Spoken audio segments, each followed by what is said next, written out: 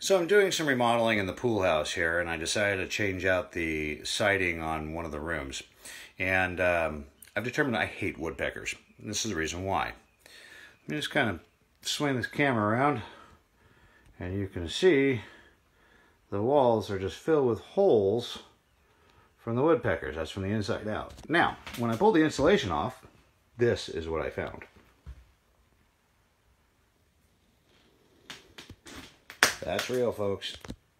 That's a lot of acorns. Now, I'm going to pull back one of these panels here, and we'll see just how many acorns behind this panel. Here we go. Ready?